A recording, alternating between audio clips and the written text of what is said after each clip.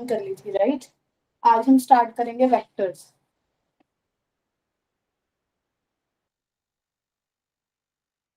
Vectors के बाद ma'am Saturday को हाइपरबोला करवाया था आपने?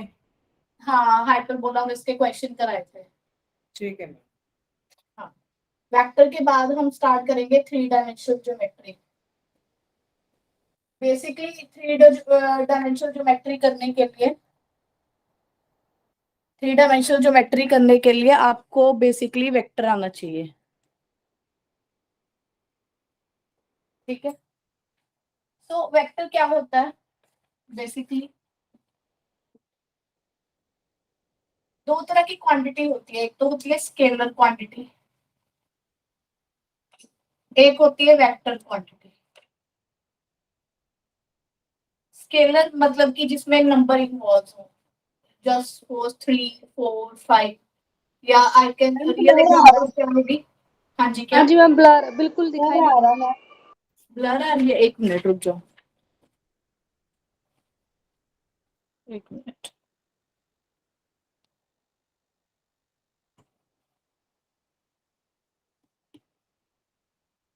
अब देखो, हाँ जी ठीक है, हाँ जी ठीक है। Okay okay.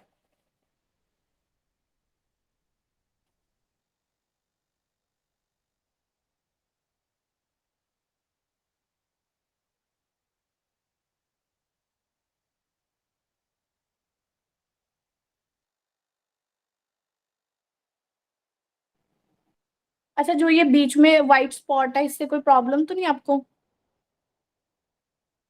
अगर आई ना प्रॉब्लम तो बता देना, ठीक है, मैं लाइट ऑफ कर दूंगी। स्केलर क्वांटिटी जैसे होगी लेंथ, लेंथ का कॉन्सेप्ट हो गया, वॉल्यूम का कॉन्सेप्ट हो गया। डिफरेंट डिफरेंट शेप्स के अगर आप वॉल्यूम कंसीडर करो तो डेफिनेट आंसर आता है, like 16 metre cube, 24 metre cube, जिसके पास सिर्फ स्केलर क्वांटिटी है। वेक्टर क्वांटिटी में क्या आ जाता है? स्केल मतलब इसके साथ प्लस हो जाती है डायरेक्शन। डायरेक्शन कैसे प्लस हो जाएगी? जैसे फॉर एग्जांपल स्पीड, हमें पता है ना, जब हम बाइक चला रहे होते हैं तो एक ऐसी स्पीड होती है जहां पे हमारी स्पीड डिक्रीज हो रही होती है, एक केस में इंक्रीज हो रही है। तो जब हम स्पीड इंक्रीज करते हैं that is called positive acceleration, और जब स्पीड डिक्रीज होती है ऑलरेडी अ गिवन स्पीड से, that is called negative acceleration. तो अब यहाँ पे पॉजिटिव और नेगेटिव एक्सेलरेशन का क्या मीनिंग है, ठीक है। देखो मैम आज आपकी पॉजिटिव में आवाज भी क्या, कम आ रही है। आवाज हाँ जी मैम, वॉइस कम आ रही है। बाकियों को रीजॉइन कर लो। बाकियों को ठीक है? मैम पहले हमें भी हाँ ऐसे जी, आ रही ठीक थी, है मैम। रिजॉइन करने के बाद ठीक है। हाँ जी मैम, ठीक है आवाज। ठीक है, आप प्रभजोत एक बार रीज्वाइन करके देख लो। ठीक है, तो स्पीड में एक्चुअली किसका कॉन्सेप्ट आ गया? डायरेक्शन का कॉन्सेप्ट आ गया। अगर पहले से स्पीड ज्यादा इंक्रीज हो रही है तो पॉजिटिवली एक्सेलरेटेड है, अदरवाइज नेगेटिवली एक्सेलरेटेड है। ठीक है, तो इसमें डायरेक्शन भी मैटर कर रही है कि आप किस डायरेक्शन में जा रहे हो। अगर आप पहले से स्पीड इंक्रीज कर रहे हो तो पॉजिटिवली डायरेक्टेड, अगर पहले से ही इतनी स्पीड से जा रहे थे और अब कम हो गई है, देन आई विल से कि नेगेटिवली एक्सेलरेट हो रही है बॉडी। ठीक है, तो बेसिकली यहाँ पे दो तरह की क्वांटिटीज हैं, स्केलर और वेक्टर क्वांटिटी। अब इस केस में हमने वेक्टर ही सारा रिप्रेजेंट करना है कि वेक्टर है क्या। उसके बाद देखो, जब भी मैं एक वेक्टर रिप्रेजेंट कर रही हूँ तो उसको रिप्रेजेंट करने के दो तरीके हैं। कैसे? अगर मैं इसके ऊपर आपको दो पॉइंट्स दे दूं, ए और बी, ये 3D के लिए ज्यादा यूजफुल है। x1 y1 z1, x2 y2 z2, दो पॉइंट्स दे दिए मैंने आपको, 3 डायमेंशन में दिए हैं rather than 2 डायमेंशन में, 3 डायमेंशन में। ठीक है, तो इस फैक्टर को रिप्रेजेंट करने के क्या तरीके हैं? एक तो आप क्या करोगे, सिंपली बी में से ए माइनस कर दो, दैट इज चाहे x1 माइनस x2 कर दो, चाहे x2 माइनस x1 कर दो, कोई फर्क नहीं पड़ता। x1 minus x2, y1 minus y2, z1 minus z2। जो ये वाली हमने कैलकुलेशन की है, ये भी इस वेक्टर को ही क्या कर रही है? रिप्रेजेंट कर रही है। और इसको क्या बोलते हैं? Directional ratio. क्या बोलते हैं? Direction ratio. नेक्स्ट आ गया डायरेक्शन कोसाइन। अब डायरेक्शन कोसाइन में क्या है? देखो, अब इसी लाइन को रिप्रेजेंट करने का एक तरीका और है। अगर मैं आपको ये बता दूं कि 3D में मान लो ये मेरी लाइन है, दिस इज माय लाइन, ये positive, suppose this is the line, it making, ये पॉजिटिव एक्स एक्सिस के साथ अल्फा एंगल बना रही है, यही लाइन में वाई एक्सिस के साथ बीटा एंगल बना रही है, और जेड एक्सिस के साथ मान लो गामा एंगल बना रही है। इन टर्म्स ऑफ एंगल बता दो। जैसे जस्ट सपोज आपके पास ना ये लाइन है 3D में, ठीक है, आपने ये देख लिया कि ये एक्स एक्सिस के साथ कितना एंगल बना रही है, वाई के साथ कितना बना रही है, फिर जेड एक्सिस के साथ कितना एंगल बना रही है। तो अगर आपको ये तीनों एंगल पता लग जाए तो आप इसका स्पेसिफिक देख सकोगे ना कि ये किधर वाली साइड है ना। तो उससे भी आपका क्या निकलेगा कि आप एक लाइन को या वेक्टर को डिफाइन कर पाओगे। सॉरी, तो जो वेक्टर को डिफाइन कर पाओगे उस केस में कैसे आप इसको डिफाइन करोगे? Cos alpha, angle making with, जो made with positive X axis, angle made with Y axis, positive direction of Y axis, and with Z axis. तो ये मेरा डायरेक्शन को साइन हो गया। बेसिकली हम एक वेक्टर को रिप्रेजेंट करना चाह रहे हैं दो अलग अलग तरीके से। एक तरीका तो ये हो गया, अगर उसके ऊपर मुझे कोई दो पॉइंट्स पता है तो ये वाला तरीका है, अगर मुझे एंगल पता है तो ये वाला तरीका है। अब बोथ ही जो है वो सेम ही लाइन को रिप्रेजेंट कर रहे हैं, बस जो वे है रिप्रेजेंटेशन का वो अलग अलग है। एक है through the direction ratio and another is through the direction cosine. इसको हम लेटर ऑन करेंगे ज्यादा डिटेल में। अभी हम वेक्टर पे दोबारा आते हैं।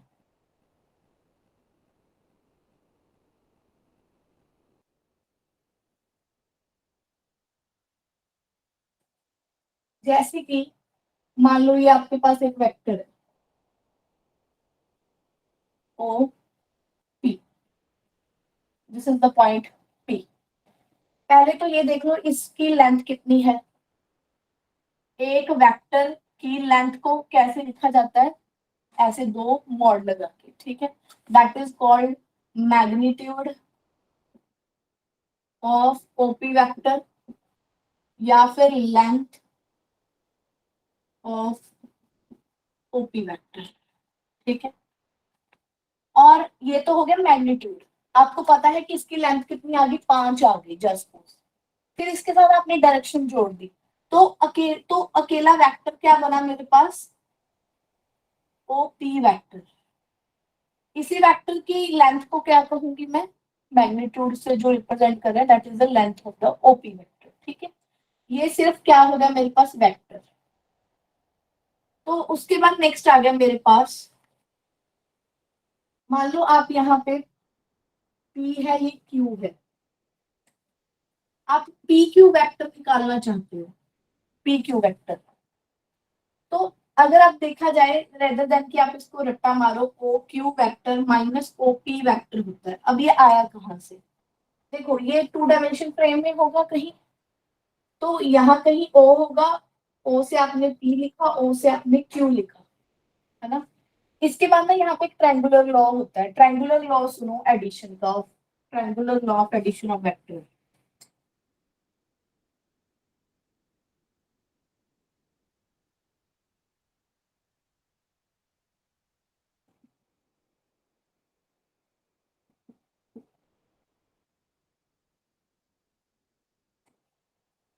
ये क्या कहता है, मान लो एक वेक्टर ये है, अनदर वेक्टर ये है, टेकन इन ऑर्डर, ऑर्डर में जा रहे हो, आप इन दोनों को एड अप करना चाह रहे हो, तो ए वेक्टर, ए से लेके बी वेक्टर,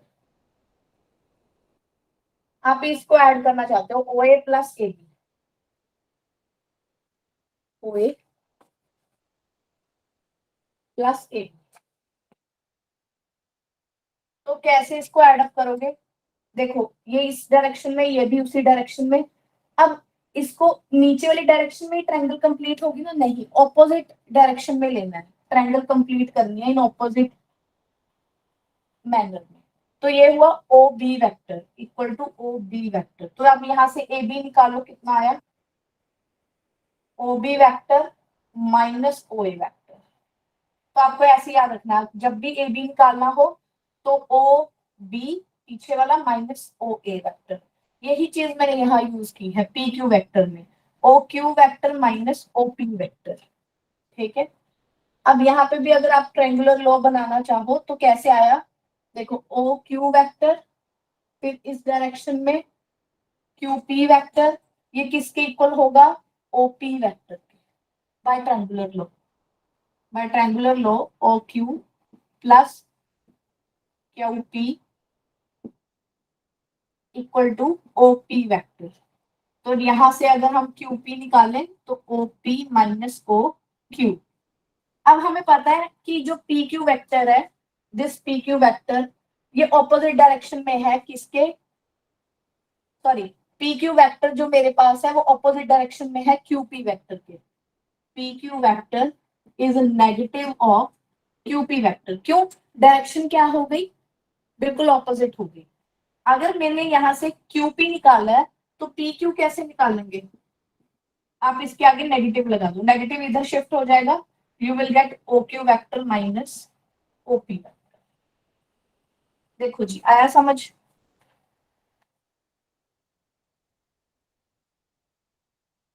यहां तक कुछ पूछना,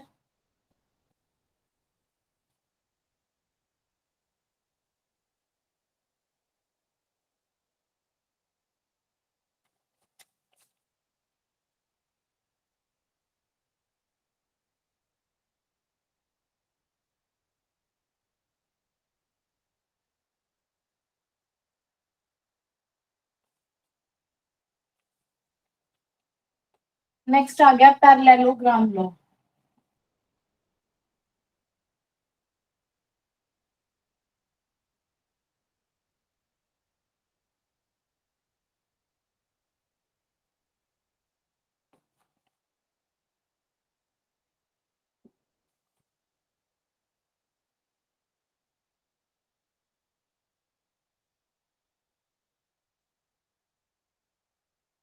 ये दो वेक्टर्स है,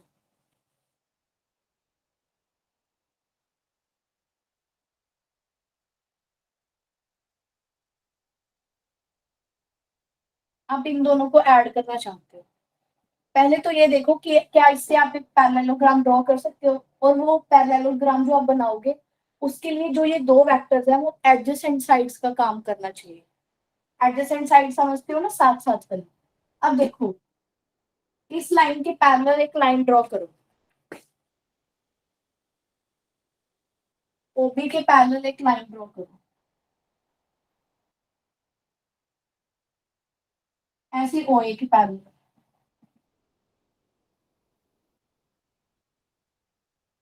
ठीक है, तो ये ओबी है, ये भी ओबी हो गया, ये वाला, ये ओए है, ये भी ओए हो गया। तो जो इसका डायगोनल होगा ना, that will be the addition of these two vectors.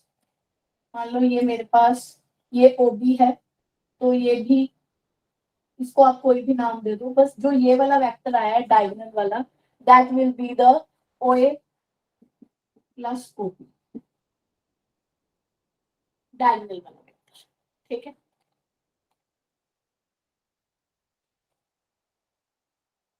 लिख लो डायगोनल वाला। इसके बाद आगे इक्वल वेक्टर। दो वेक्टर्स मेरे पास इक्वल कब होंगे? If they have same magnitude plus same direction. Same direction like these two vectors, इनकी लेंथ भी सेम है और डायरेक्शन भी क्या है? Same. That's why these two vectors are equal vector. ठीक है, नेक्स्ट आ गया जीरो वेक्टर। जीरो वेक्टर जिसका मैग्नीट्यूड इटसेल्फ क्या हो? जीरो। मैग्नीट्यूड कितना हो? जीरो। और लिखा कैसे जाएगा ये? जीरो वेक्टर ऐसे करके। नेक्स्ट आ गया यूनिट वेक्टर। यूनिट वेक्टर कुछ नहीं, आपने एक वेक्टर लिखा, मान लो कोई भी एक वेक्टर, ओपी वेक्टर। ठीक है, मान लो इसकी लेंथ ना 5 है। कितनी लेंथ है? मैग्नीट्यूड कितना है? 5 है, इसकी लेंथ 5 है। अब आप क्या करना चाहते हो कि आप इसी वेक्टर को ना एक यूनिट का बनाना चाहते हो विद मैग्नीट्यूड 1। आप चाहते हो कि यही वेक्टर की जो लेंथ है वो एक यूनिट हो जाए। तो मान लो यहां तक की जो इसकी लेंथ है वो 1 यूनिट है, तो ओ, इसको आप इस वेक्टर को कैसे लिखोगे? ओपी वेक्टर, इसको डिवाइड कर दो इसी के मैग्नीट्यूड से, that will be the unit vector in the direction of OP, in the direction of OP।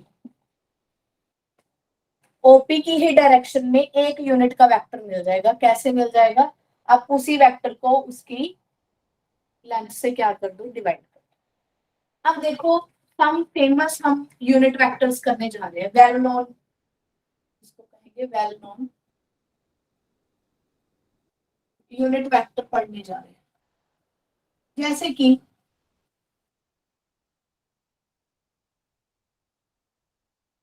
ये है, this is my X axis, this is Y axis and this is Z axis. ठीक है, अब देखो x की direction में मान लो ये भी तो एक वेक्टर है ना जो मैंने ड्रॉ किया है, ये भी एक वेक्टर है। पर इसी डायरेक्शन में एक्स एक्सिस की डायरेक्शन में सिर्फ एक लेंथ वाला यूनिट वेक्टर क्या होगा? इसका स्पेशल नाम रखा गया। देखो ओपी की डायरेक्शन में एक यूनिट वाले का कोई स्पेशल नाम नहीं है, जबकि एक्स एक्सिस डायरेक्शन में एक यूनिट वाले का, 1 यूनिट वाले का एक स्पेशल नाम है। क्या है?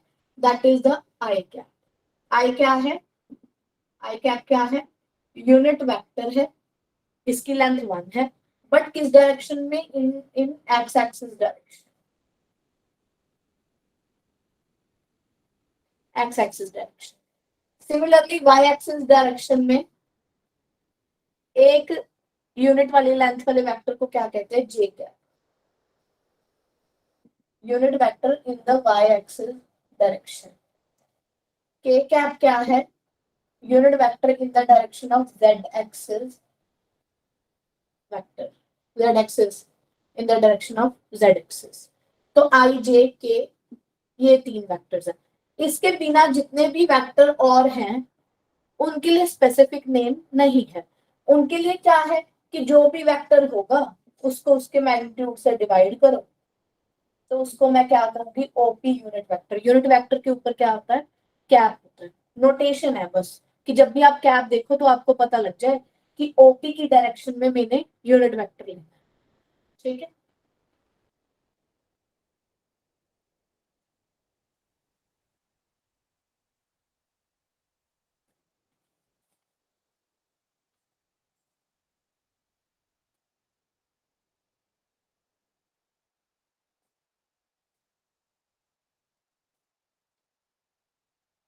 Negative of A vector.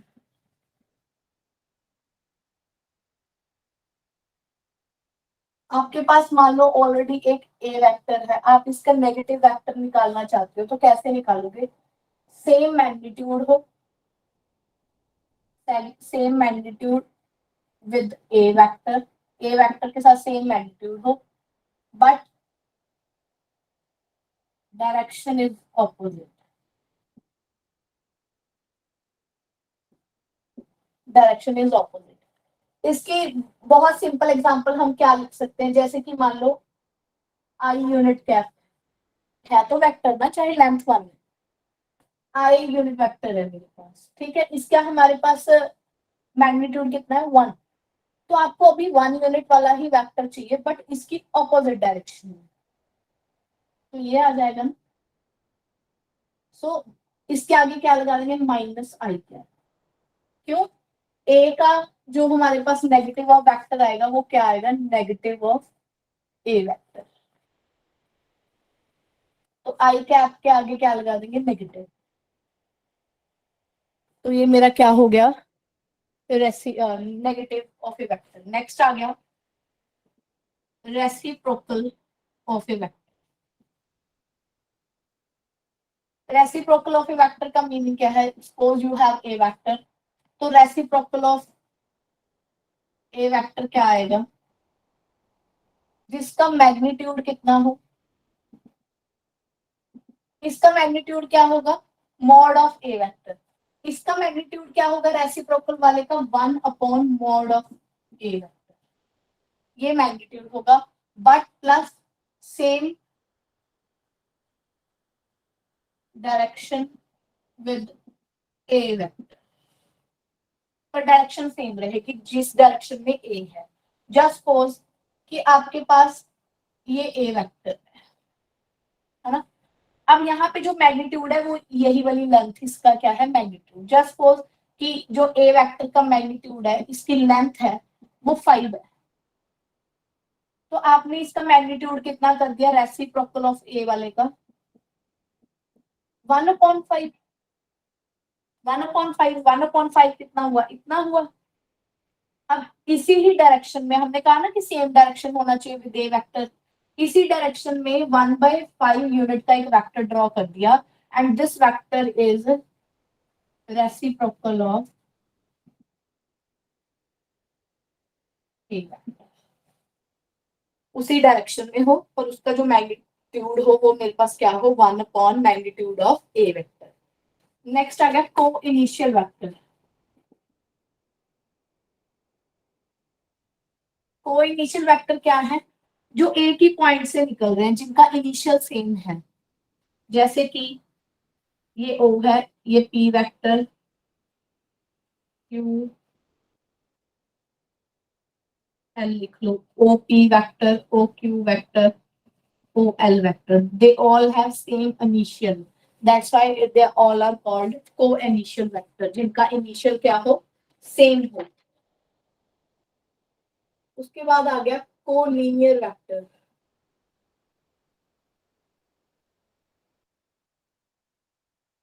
थोड़ा सा एक डिफरेंस आप समझ लो पैरेलल और कोलिनियर वेक्टर में। ठीक है, जब आपको पैरेलल वेक्टर बोल दिया तो पैरेलल वेक्टर के केस में वेक्टर ऐसे भी पैरेलल हो सकते हैं, और ये तो एक केस आ गया, और वेक्टर ऐसे भी पैरेलल हो सकते हैं। ऐसे भी पैरेलल हो सकते हैं। इस केस में they have no common point, they have no common point, but in this case they have this common point.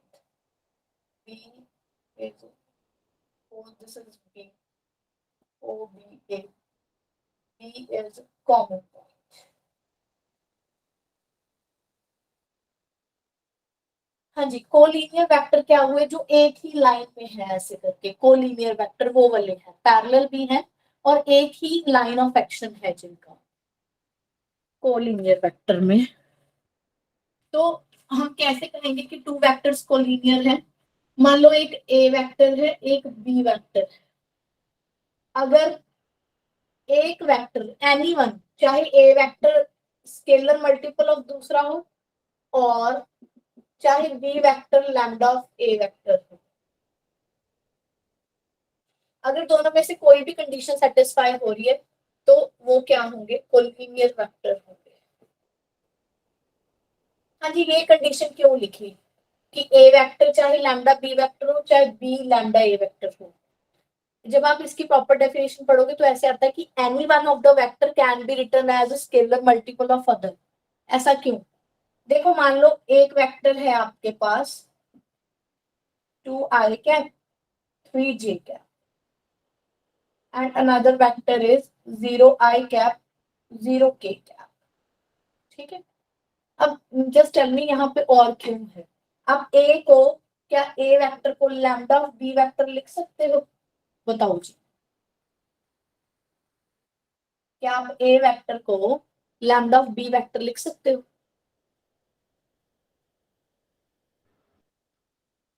Ma'am इस केस में तो नहीं लिख सकते। हाँ, आप ए वेक्टर यहाँ लिखो, बी को ना चाहे किसी भी लैम्डा से मल्टीप्लाई कर लो जो आपका मन करे, कभी भी ऐसा नहीं आएगा। हाँ, क्योंकि जीरो आप बी वेक्टर को लैम्डा ऑफ ए वेक्टर जरूर लिख सकते हो। बताओ लैम्डा की वैल्यू क्या होगी? जीरो। जीरो। बी वेक्टर लिखो 0i cap 0j cap, lambda यहाँ पे क्या होगा कि ये 2i 3j कैप के इक्वल हो जाए। लैम्डा की वैल्यू आप 0 फिक्स कर दो, तो ये आप कभी भी, मैं फिर से रिपीट कर रही हूँ, पेपर में आ जाए, दो ऑप्शंस आ जाए कि any vector can be written as multiple of other, एक तो ये आ गया, या आ गया any one of them can be written as scalar multiple of other, तो ये वाला ठीक होगा। ऐसे नहीं कि किसी को भी दूसरे के मल्टीपल में लिख सकते हैं, नो। हाँ, एक रिप्रेजेंटेशन तो पॉसिबल है, चाहे ए लैम्डा ऑफ बी हो चाहे B lambda of A, one of them कम से कम ट्रू होगा अगर कोलिनियर वेक्टर है। हम कहें दोनों ही ट्रू होंगे, नो, वो मैंने आपको एग्जांपल दे दी। ठीक है, मैम कोलिनियर में कोई कॉमन पॉइंट तो नहीं होगा? हो भी सकता नहीं भी हो सकता, हो भी सकता नहीं भी, okay ma'am. Same line of action जरूर होगा। ठीक है, yes ma'am. And they must be parallel.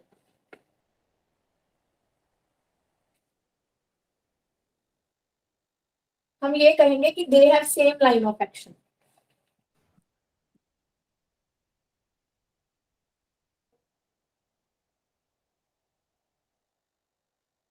Ma'am थोड़ा कोलिनियर वाले में कंफ्यूजन हो गया। क्या हो गया बताओ? मैम पैरेलल वाले में भी वही चीज है ना? तो क्या हो गया?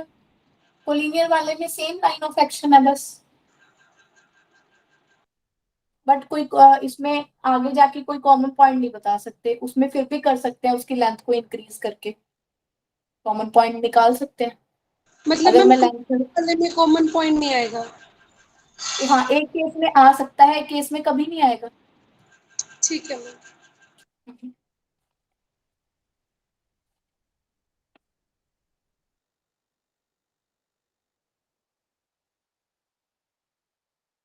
कोप्लेनर वेक्टर कौन से हैं?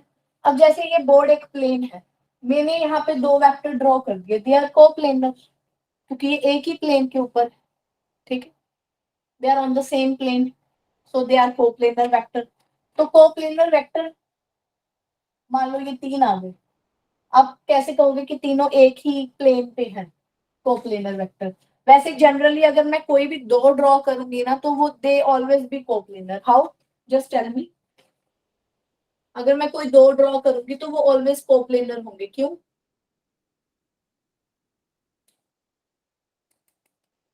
बताओ। जैसे ये देखो, एक वेक्टर ये है, दूसरा वेक्टर ये है। मैं कह रही हूँ दे आर कोप्लेनर। क्यों? एक प्लेन मिल तो रहा है जिसके ऊपर ये दोनों है, ये वाला प्लेन। ठीक है, इसको चाहे अब आप आगे ले जाओ तो भी एक प्लेन मिल जाएगा। कौन से वाला? ये वाला प्लेन।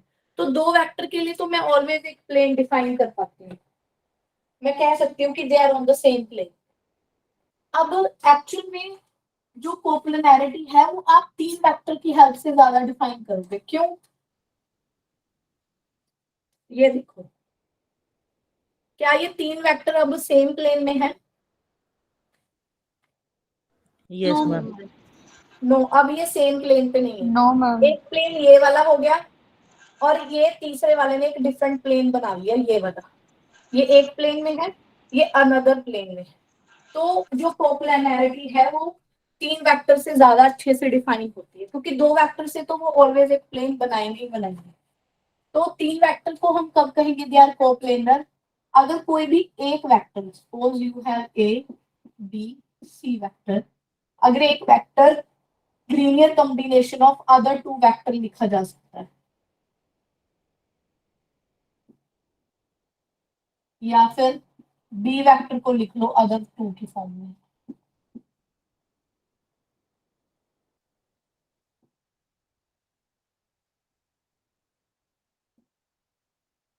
कोई भी एक वेक्टर अनदर टू वेक्टर्स के अगर लीनियर कॉम्बिनेशन में लिखा जा रहा है तो हम कहेंगे कि वो क्या है? Coplanar vector. ठीक है।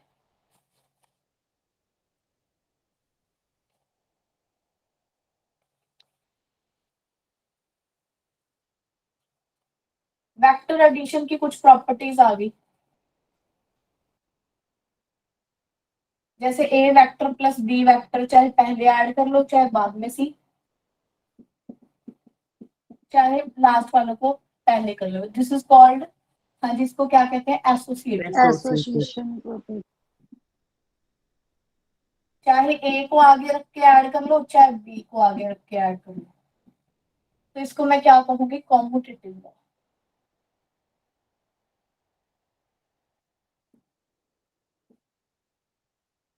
अगर आप जीरो नल वेक्टर किसी में ऐड करते हो तो सेम आ जाता है।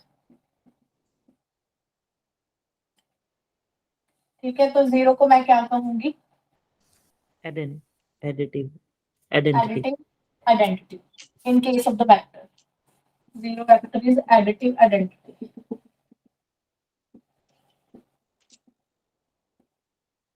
उसके बाद ए वेक्टर के कोरस्पॉन्डिंग में एक नेगेटिव ऑफ ए वेक्टर लेके आ सकती हूँ कि दोनों को ऐड करूंगी तो पक्का जीरो वेक्टर आएगा। तो यहाँ पे जो नेगेटिव ए है इज एडिटिव इनवर्स। ये कई बार चलो पेपर में बेसिक सा क्वेश्चन कभी पूछ लेता है तो आना चाहिए। Scalar multiplication of A vector.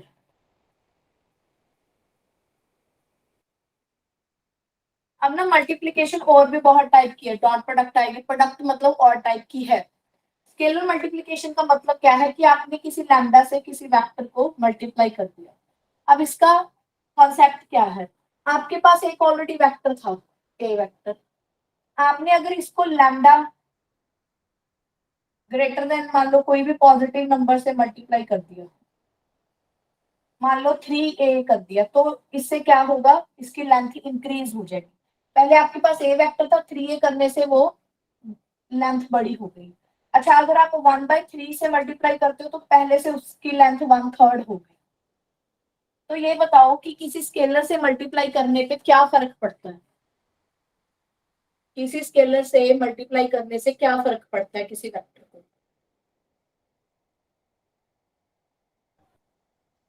क्या डायरेक्शन लेंथ सेम रहती है। क्या डायरेक्शन सेम रहती है स्केलर डायरेक्शन मल्टीप्लाई? सेम होगी, मैग्नीट्यूड डायरेक्शन सेम होगी डिफरेंट। But magnitude increases. दोनों ही चीजें हैं।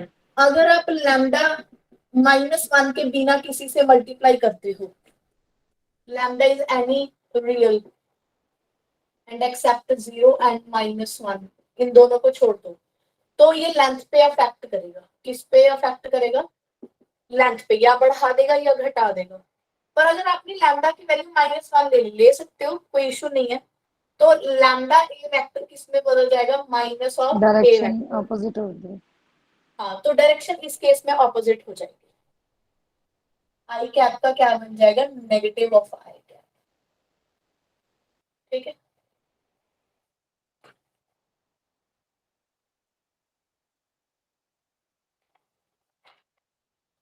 इस केस में यही है कि अगर बाहर लैम्डा है तो लैम्डा से अंदर मल्टीप्लाई कर सकते हो। लैम्डा ए वेक्टर है, यहाँ बी वेक्टर है, तो दूसरे के पास, सॉरी, लैम्डा है एक, मान लो म्यू है ए वेक्टर, तो आप म्यू बाहर निकाल के लैम्डा से मल्टीप्लाई कर सकते हो, और लैम्डा म्यू को पहले मल्टीप्लाई करके देन आप वेक्टर से भी मल्टीप्लाई कर सकते हो।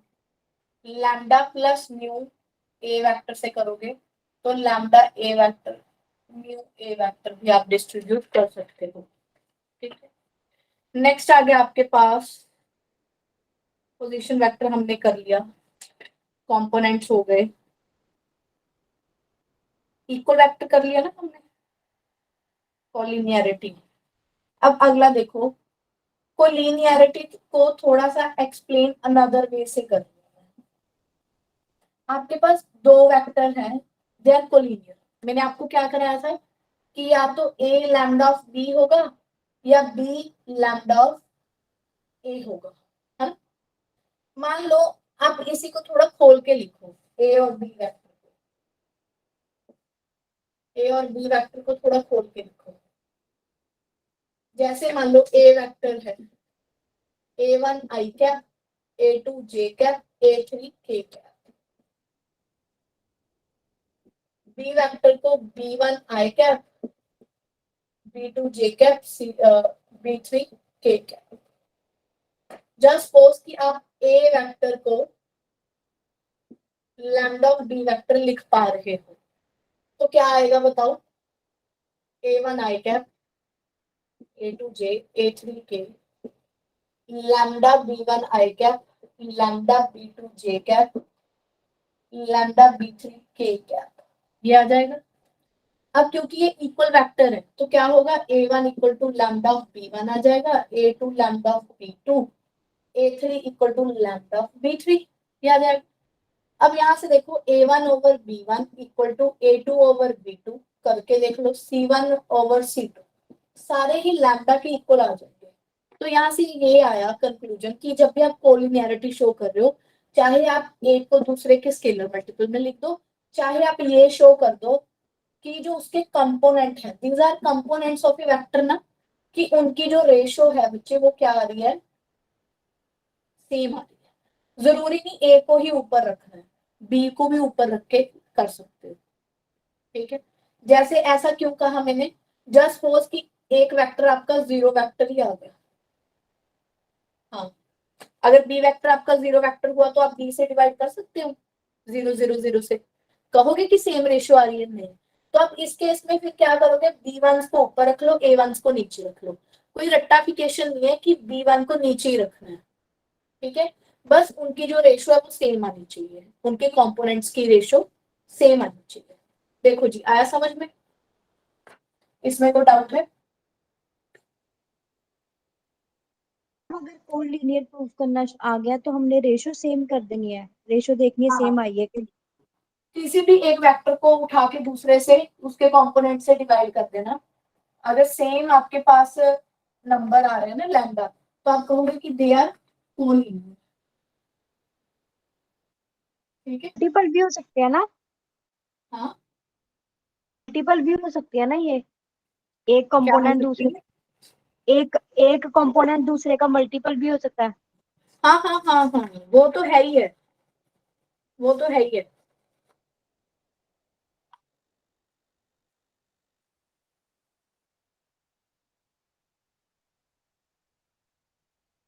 सपोज आपके पास तीन वेक्टर हैं और आपको उसके कंपोनेंट पता है, क्या A1 I cap, A2 J cap, A3 K cap, B1 I cap, B2 J cap, B3 K cap,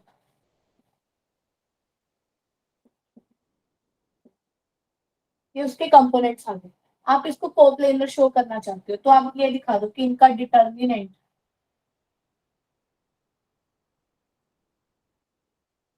क्या आ रहा है, 0 आ रहा है। अगर डिटर्मिनेंट 0 आ रहा है तो मैं क्या कहूंगी कि वेक्टर्स आर कोप्लेनर वेक्टर। ठीक है, ਮੈਮ ਜਿਹੜੇ ਪੈਰਲਲ ਵੈਕਟਰਸ ਹੁੰਦੇ ਉਹਨਾਂ ਨੂੰ ਮਲਟੀਪਲ ਨਹੀਂ ਲਿਖ ਸਕਦੇ ਆਪਾਂ, ਜਿਵੇਂ ਆਪਾਂ ਇਹਨਾਂ ਨੂੰ ਲਿਖਿਆ ਸੀਗਾ कैसे ਸਕੇਲਰ ਮਲਟੀਪਲ ਚ लिख सकते हैं? लिख ਲਿਖ सकते हैं। ਸਕਦੇ ਹਾਂ। हाँ जी, हाँ जी, हाँ जी।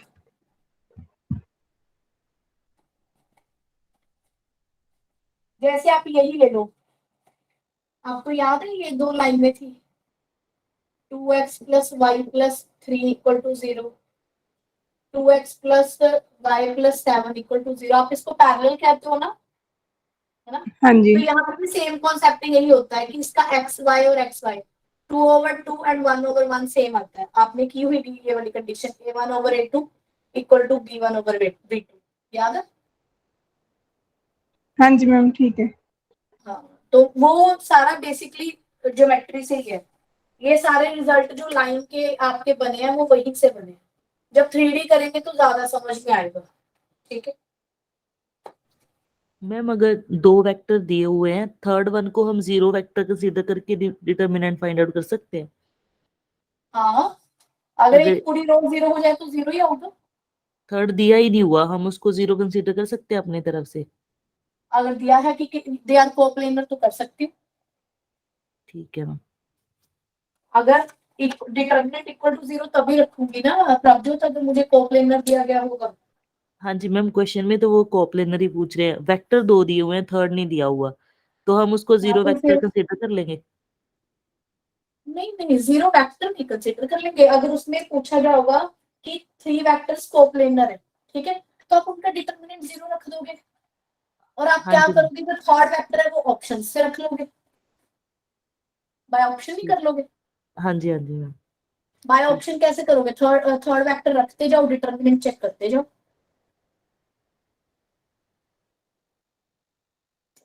अगर वैसे भी नहीं करना मैम तो ਇਹਦੇ एक ਨੋट्ਸ वेक्टर भी तो शेयर बाकी दो के लीनियर कॉम्बिनेशन में नहीं लिख सकते, वहां से भी तो निकाल लेंगे।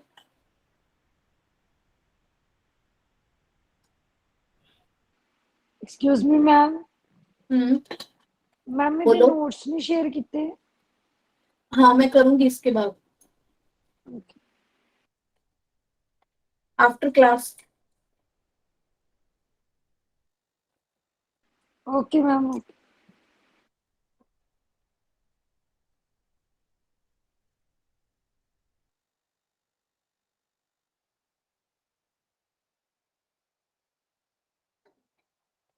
अब एक बहुत इंपॉर्टेंट क्वेश्चन है। मान लो आपको एक वेक्टर पता करना है, फाइंड आउट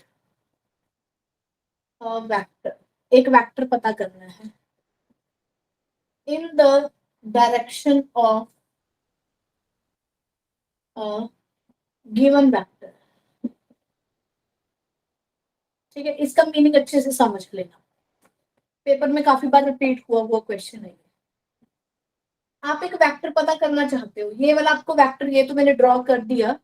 आप ना एक वेक्टर पता करना चाहते हो जो इसकी ही डायरेक्शन में हो, है ना? देखो, डायरेक्शन डायरेक्शन कैसे पता चलती है, यूनिट वेक्टर ही तो डायरेक्शन बताता है। यूनिट वेक्टर क्या बताता है,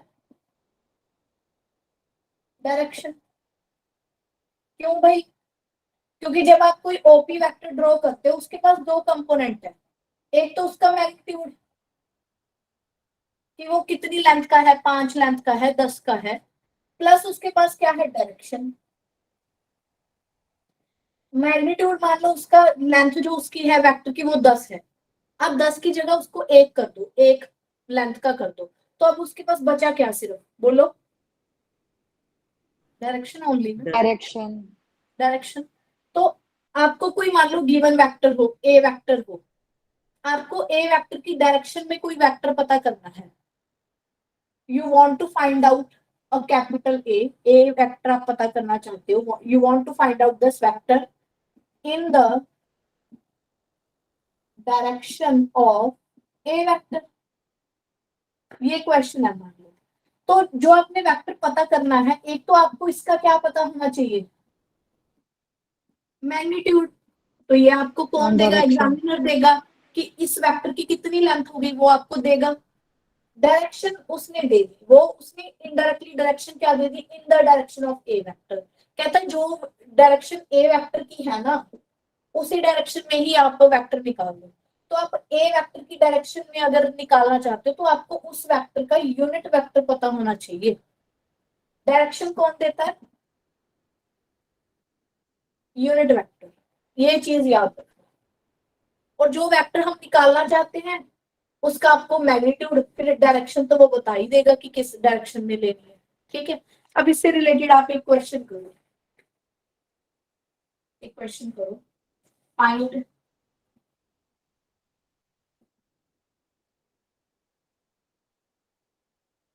unit vector in the direction of I cap minus 2 J cap that has magnitude 7 units। करो एक बार इस क्वेश्चन को।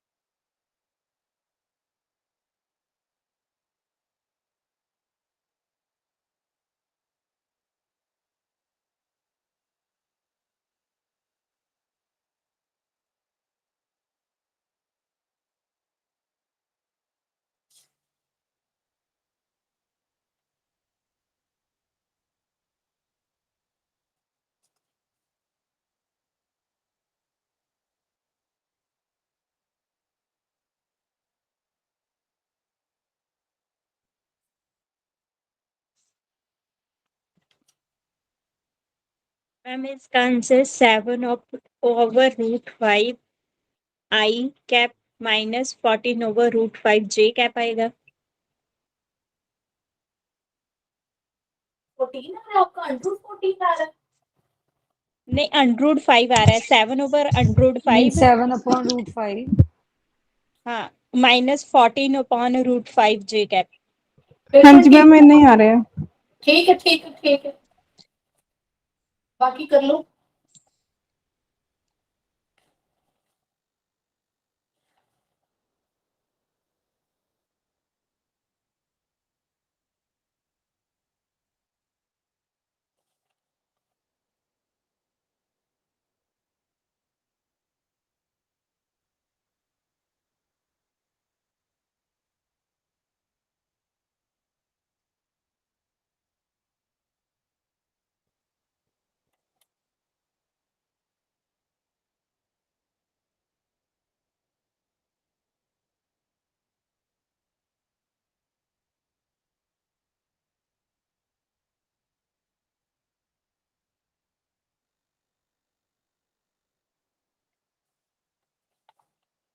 हाँ जी, सबका सेम आ रहा है। देखो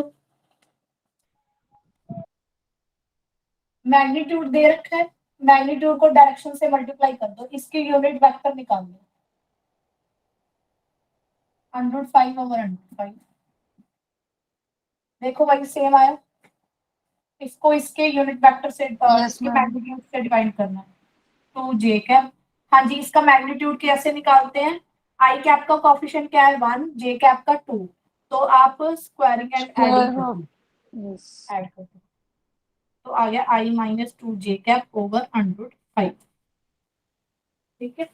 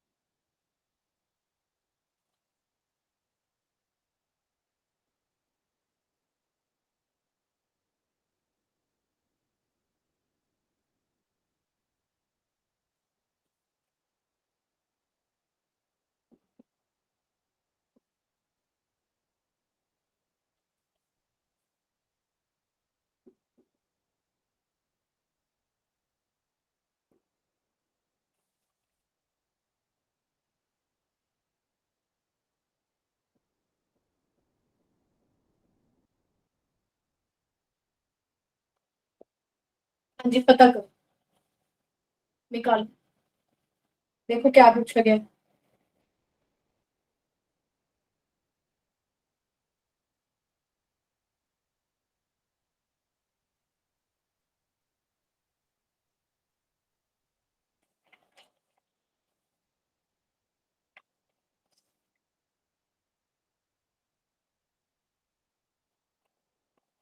directed from P to Q का मीनिंग क्या है कि हमें PQ वेक्टर निकालना है।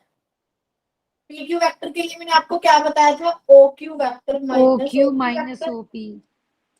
और जो हमें ये ऑलरेडी वेक्टर दिए होते हैं ना, Q का जो ये पॉइंट दिया होता है, ये विद रिस्पेक्ट टू ओरिजिन ही दिया होता है। मान लो P दे रखा है, वो मान लो P यहाँ पे है, तो वो कहीं ना कहीं OP ही दे रखा है। क्यों, मुझे कैसे पता चला, क्योंकि O 0 0 0 है और ये 2 3 0 है, तो O मान लो ये P है, तो OP कैसे निकालोगे वैसे देखा जाए। OP वेक्टर स्टार्टिंग में बताया था ना, एक वेक्टर कैसे डिफाइन होता है, 2 माइनस 0 2, 3 माइनस 0 3, 0 माइनस 0 0। तो OP वेक्टर ही होता है P वेक्टर। अगर अकेला P दिया गया है तो वो विद रेफरेंस टू ओरिजिन दिया गया है। 2 माइनस 0 3 माइनस 0 0 माइनस 0। तो OQ का इटसेल्फ मीनिंग क्या हुआ, Q vector minus P vector. Q में से P घटा दो, कितना आ गया, -3 आए, -5 और -5 -4। -4। -3 है देखो जी, -5 क्लियर। -4 के। हाँ जी, हाँ जी, हाँ जी।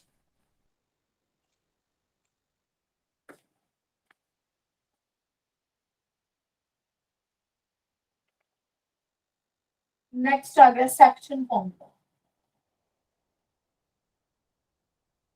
वैसे तो हमने सेक्शन फॉर्मूला कर लिया लाइन में, थोड़ा वेक्टर के फॉर्म में देखेंगे। आपको ये दिया गया है कि A vector and B vector are divided by R vector internally in the ratio M/1। तो फाइंड R वेक्टर, थोड़ा बस मीनिंग सीख लो, वैसे तो आपको आता ही।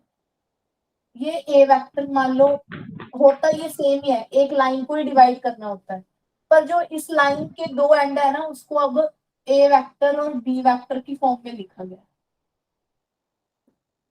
A vector B vector. और जो इसको डिवाइड करता है इंटरनली, जैसे हम लाइन के केस में पॉइंट निकालते थे, अब वो एक वेक्टर होगा R वेक्टर। और ये R वेक्टर जो है इन दोनों को M/N में डिवाइड कर रहा है, तो M को B वेक्टर से मल्टीप्लाई कर दोगे।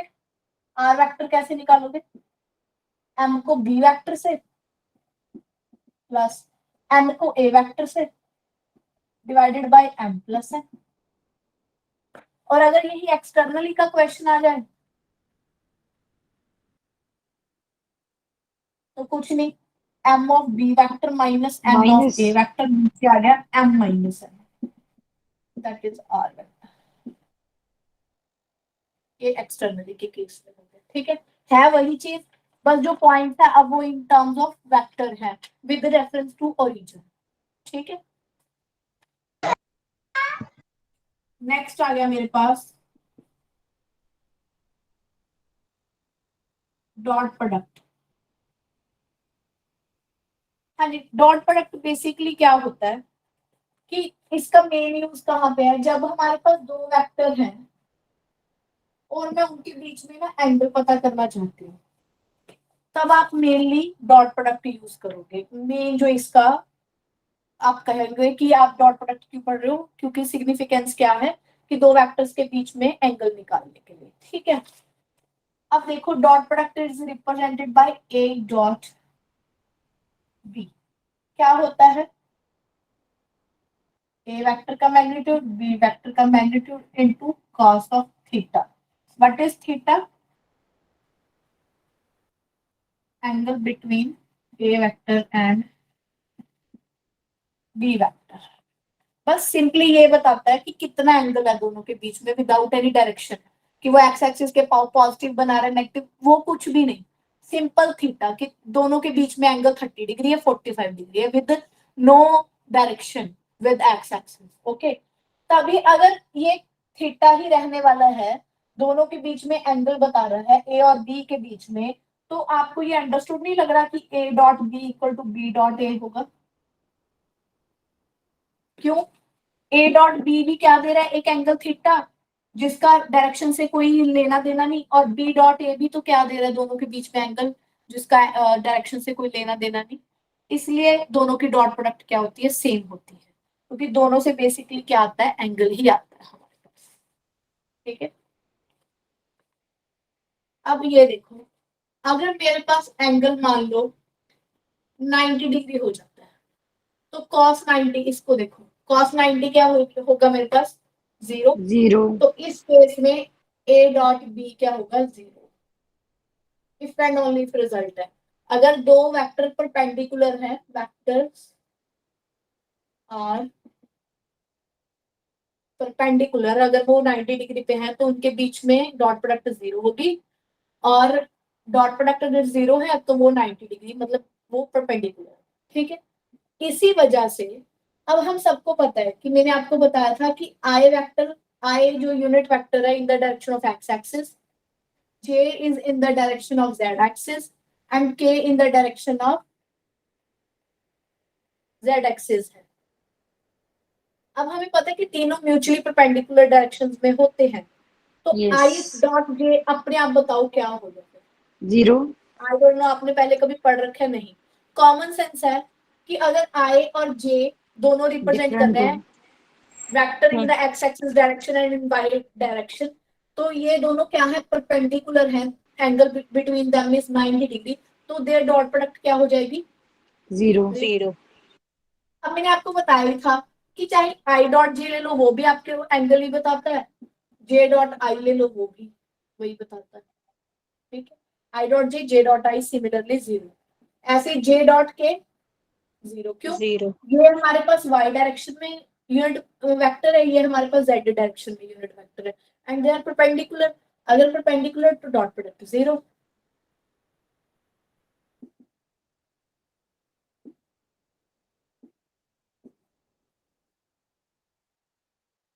सिमिलरली ये आएगा। हाँ जी, ठीक है, अब ये देखो आगे, अगर थीटा मेरा 0 डिग्री हुआ तो क्या होता है, थीटा अगर 0 डिग्री हुआ तो कॉस थीटा क्या होता है, 1 1 1। तो ए डॉट बी क्या आ जाएगा, ए का मैग्नीट्यूड बी का मैग्नीट्यूड। 1 1 मोर ओवर अगर मान लो ए वेक्टर बी वेक्टर के इक्वल हो जाए, दोनों वेक्टर ही इक्वल हो जाए, तो अब ये इस रिजल्ट को बताओ, अगर दो वेक्टर इक्वल हो जाए प्लस उनके बीच में एंगल क्या हो, वही 0 डिग्री, तो क्या होगी A dot B, A dot B is same as A dot A, A dot A तो वो क्या हो जाएगा, ए का मैग्नीट्यूड, तो ए डॉट क्या, ए क्या हो जाता है, ए के मैग्नीट्यूड का स्क्वायर, तो ये आ गया। इसी से रिजल्ट डेवलप हो रहा है कि आई डॉट आई फिर क्या होगा, यार सेम One. वेक्टर, वन इनके मैग्नीट्यूड का स्क्वायर कर दो 1। जे डॉट जे क्या होगा, इन इसके मैग्नीट्यूड का स्क्वायर कर दो 1। के डॉट के क्या होगा 1. By this result. ठीक है,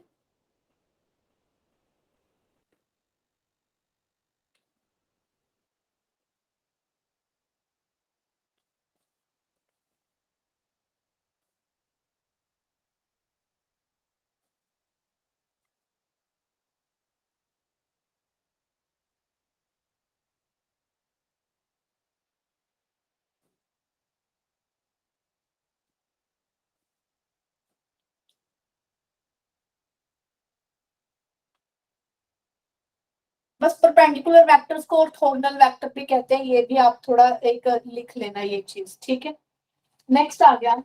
अब डॉट प्रोडक्ट और कहाँ यूज होती है, डॉट प्रोडक्ट के क्वेश्चन और किस तरीके से आ सकते हैं। अब आपके पास में एक वेक्टर ए है, ए वेक्टर, इसके ऊपर है बी वेक्टर। आप फाइंड क्या करना चाहते हो, projection of B vector on A vector, projection of B vector on A vector. Ma'am आपने टॉपिक का क्या नाम लिखा है? डॉट प्रोडक्ट की ही आगे एप्लीकेशन कर रहे हैं। प्रोजेक्शन का मीनिंग क्या हुआ कि जो ये प्रोजेक्शन का मीनिंग ये है ना कि इसके ऊपर कितना रिफ्लेक्शन आ रहा है, शैडो कितनी आ रही है। तो ये आपने ड्रॉ किया, सिर्फ इतना सा जो पार्ट है, दिस ओ, मान लो दिस इज पी, जो ओपी वेक्टर की लेंथ है, सिर्फ ओपी जिसको मैं लिखूंगी कि ये कितना लेंथ का आया ये part, that is called projection of B vector on A vector. ठीक है, मेक श्योर कि मैं यहाँ पे वेक्टर की बात नहीं कर रही हूँ, सिर्फ उसकी लेंथ की बात कर रही हूँ। जब भी पेपर में प्रोजेक्शन पूछा गया है तो वो सिर्फ मैग्नीट्यूड की बात कर रहा है। ठीक है, तो वो कैसे निकलता, B dot A vector projection of B vector on A vector. B जो हमने बी को ए के ऊपर गिरा रहे हैं, B dot A vector divided by जिसके ऊपर गिराया है उसी का मैग्नीट्यूड, दोनों की डॉट प्रोडक्ट, जिसके ऊपर गिराया उसी का मैग्नीट्यूड। ठीक है, अब इसी में और क्या पूछ लिया जाता है समटाइम, ये तो हो गया projection of be on A. Sometime क्या पूछता है, प्रोजेक्शन वेक्टर। अब यहाँ पे प्रोजेक्शन था, यहाँ प्रोजेक्शन वेक्टर है of B vector along A vector. ये तो पहला क्वेश्चन। दूसरा, projection vector of B vector in perpendicular direction to A vector.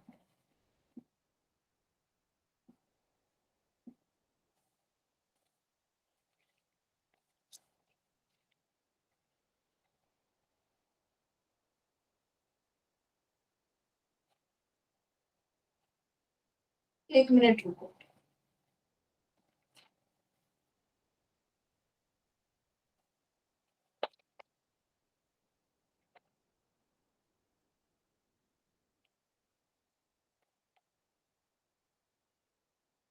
इसको एक चीज और कहते हैं, component of B vector along A vector.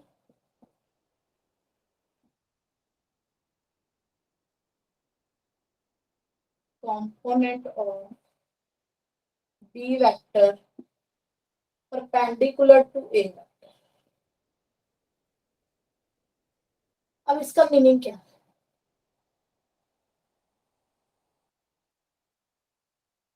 ये मान लो एक ए वेक्टर था, ये आपके पास बी वेक्टर था।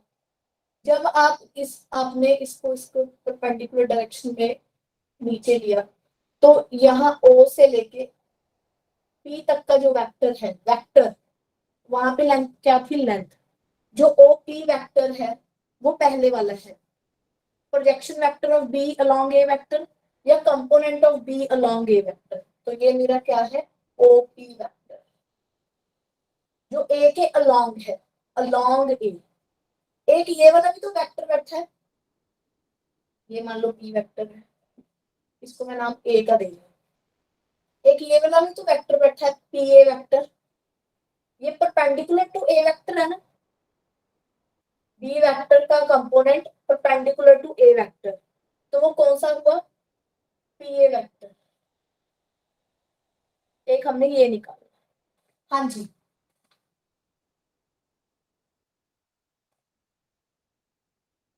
सबसे पहले मेरे पास आया component of B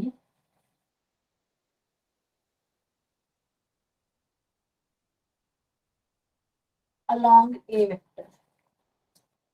component of B जब along a वेक्टर निकालूंगी तो हमें भी जब ओपी निकालना होता है तो क्या क्या चाहिए, एक तो उसका मैग्नीट्यूड इनटू डायरेक्शन, है ना। अब ये बताओ जो ओपी वेक्टर है इसका मैग्नीट्यूड कितना है, मैग्नीट्यूड बताओ। E dot A upon ये mod रहा, of A.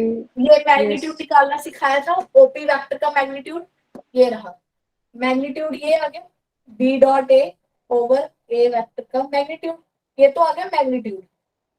डायरेक्शन बताओ ओपी वेक्टर की, डायरेक्शन बताओ। Direction of A vector. जो ओपी की डायरेक्शन होगी वही डायरेक्शन ऑफ ए वेक्टर होगी। A vector Yes. की अगर डायरेक्शन निकालनी हो along the direction of A vector तो कैसे निकालते हैं, ए वेक्टर को उसके मैग्नीट्यूड से डिवाइड कर देंगे। अभी मैंने आपको एक क्वेश्चन कराया था कि जब भी आपको किसी वेक्टर का डायरेक्शन निकालना हो इन सम डायरेक्शन ऑफ अनदर वेक्टर तो आप उसी वेक्टर का क्या लेते हो, यूनिट वेक्टर लेते हो। तो क्या आएगा, B dot A over A vector का मैग्नीट्यूड इनटू डायरेक्शन क्या आएगी, ए का कैप। अब ए कैप का फॉर्मूला खोल दो, ए कैप का formula A vector divide by its magnitude. तो ये आ गया बी डॉट ए, दोनों मल्टीप्लाई हो गए साथ में ए। देखो जी आया समझ के नहीं, देखो अगर यहाँ तक कोई प्रॉब्लम है, ठीक है क्लियर। नेक्स्ट कंपोनेंट के बाद क्या आया मेरे पास, दूसरा component of B vector along नहीं परपेंडिकुलर टू ए वेक्टर।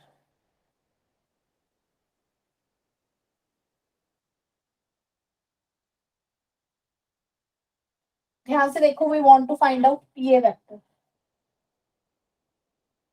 जल्दी से ट्रायंगुलर लॉ लगाओ, ट्रायंगुलर लॉ के according O P plus P A उल्टी डायरेक्शन में क्या जा रहा है, ओ ए वेक्टर, ये आ गया। तो पी ए वेक्टर क्या हुआ, वही ओ ए वेक्टर पीछे वाला minus O P vector. O A vector कितना है, O A B B vector. Vector minus O P, O P vector तो अभी मैं निकाल के हटी हूँ। ये देखो कंपोनेंट, ये ओपी वेक्टर ही तो था। ओपी वेक्टर का फॉर्मूला क्या निकाला था, बी डॉट ए वेक्टर का मैग्नीट्यूड का स्क्वायर ए। देखो जी इसके बाद क्वेश्चन कराती हूँ, अगर यहाँ तक कोई डाउट है तो पूछो।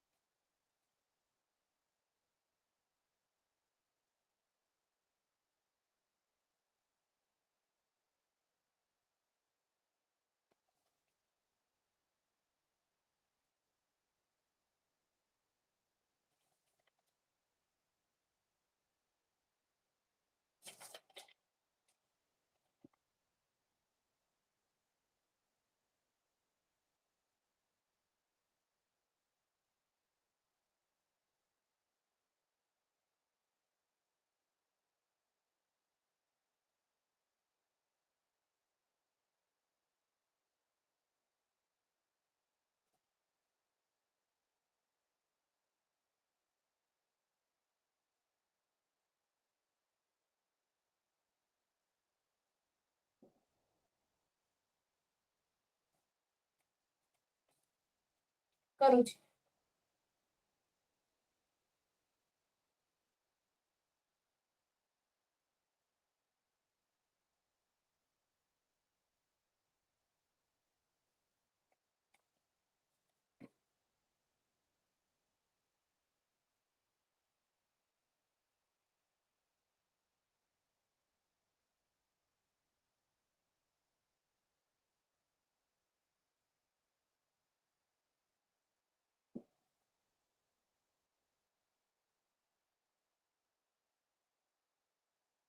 मैम ऊपर वाला ना थोड़ा सा क्लियरली विजिबल नहीं है, थोड़ा बता दीजिए आप ए वेक्टर कितना लिखा है। एक मिनट।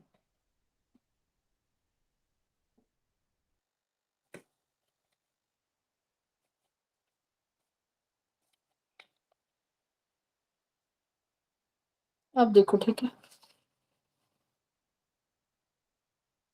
यस मैम अब ठीक है। Ma'am 10/√6 B vector. 10/? √6. ठीक है ठीक है। मैम 10/√6। ठीक है जी ठीक है।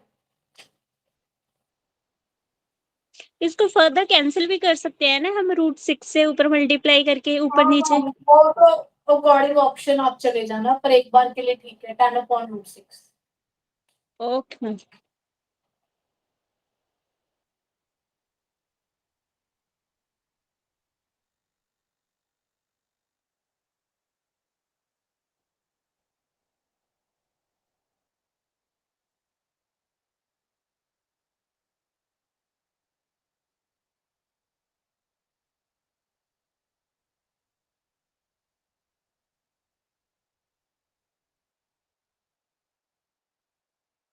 पहले का 10/√6 आएगा,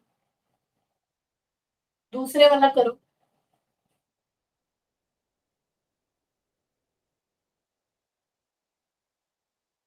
फोर। हाँ जी ठीक है। 4 मैम। हाँ जी हाँ जी।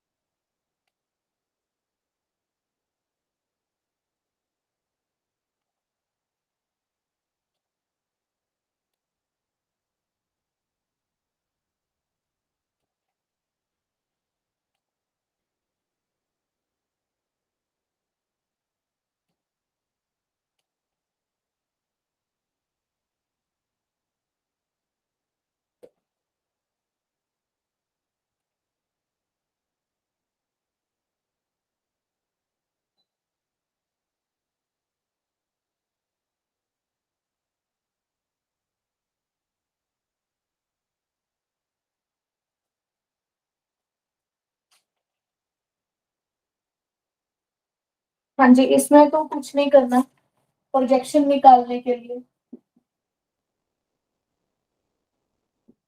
B.A निकालो डिवाइड बाय A का magnitude. Projection of A vector on B vector है जिसके ऊपर निकालना है, उसका मैग्नीट्यूड। हाँ जी, दोनों की डॉट प्रोडक्ट की I इंटू आई क्या होता है मेरे पास 1, तो 2 + 1 2 हो गया, 3 इंटू 2 6 हो गया, 2 इंटू 1 1, क्योंकि बाकी तो 0 आ जाएंगे ना, I.J करोगे तो 0 आ जाएगा। बी वेक्टर का मैग्नीट्यूड निकालो 1 4 1, तो ये आ गया आपके पास 2 6 2 10/106। हाँ जी, नेक्स्ट देखो, find the magnitude of X vector. x minus A है, यहाँ पे x प्लस है, पहले x को आगे डिस्ट्रीब्यूट कर दो इसके ऊपर, x डॉट x प्लस है minus A vector x plus है इक्वल टू 15। आगे चलो, x dot x plus x dot A minus A dot x minus A dot ए अभी कराया था, अगर सेम वेक्टर आ जाए तो क्या होता है, एक्स वेक्टर का मैग्नीट्यूड का whole square. X dot A dot X same होता है, कॉम्यूटेटिव लॉ कराया था, माइनस ए वेक्टर का मैग्नीट्यूड का square equal to 15। A vector unit vector है, माइंडेड। यूनिट है तो इसका स्कोर 1 स्क्वायर आ हाँ, जाएगा। इसका 1 आ जाएगा, तो ये 16 आ गया। तो एक्स वेक्टर का मैग्नीट्यूड आ रूट गया आ गया प्लस 4। माइनस 4। माइनस में इसलिए नहीं ले सकती क्योंकि मैग्नीट्यूड का मीनिंग ही क्या है, length of A vector. Length of A vector can never be negative, so it must be positive. Okay, ठीक है जी। जो डॉट प्रोडक्ट अभी Yes, हमने ma'am. सीखी, ए डॉट बी, इसको हम क्या कहते हैं, स्केलर प्रोडक्ट। क्या कहते हैं, स्केलर प्रोडक्ट। अब हम कर रहे हैं A cross B, that is vector product, या फिर क्या कहते हैं, इसको डॉट प्रोडक्ट कहते हैं, इसको हम कहते हैं क्रॉस प्रोडक्ट। पहले तो इसका फॉर्मूला आना चाहिए, बाद में कंपोनेंट वाइज करेंगे। ए क्रॉस बी क्या होता है बेसिकली, अब इसका सिग्निफिकेंस क्या है। जैसे ए डॉट बी कहाँ पे यूज हो रहा था, कि दो वेक्टर के In the बीच में angle between क्या होगा, two vectors. हाँ, एंगल क्या होगा। अब इस केस में ना मैं एंगल पता करने में इंटरेस्टेड नहीं हूँ, वी आर इंटरेस्टेड कि दो वेक्टर हैं, एक ऐसा वेक्टर बताओ जो दोनों के ही परपेंडिकुलर है। एक ऐसा वेक्टर जो दोनों के ही क्या है, perpendicular.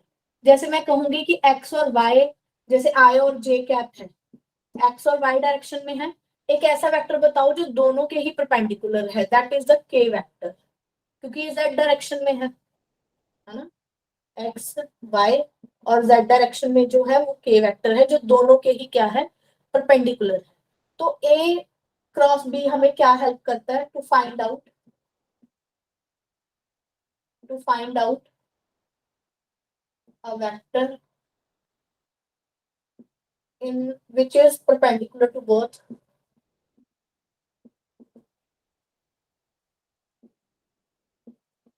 both a vector and b vector, जो दोनों के ही परपेंडिकुलर हो। इसका अब फॉर्मूला क्या होता है, ए वेक्टर का मैग्नीट्यूड, बी वेक्टर का मैग्नीट्यूड, दोनों के बीच में sine of theta angle. Theta हमें एंगल पता ही होगा कि दोनों के बीच में कितना है। साथ में आएगा एन कैप। एन कैप क्या है, यूनिट वेक्टर है क्योंकि कैप लगा हुआ है, which is in the direction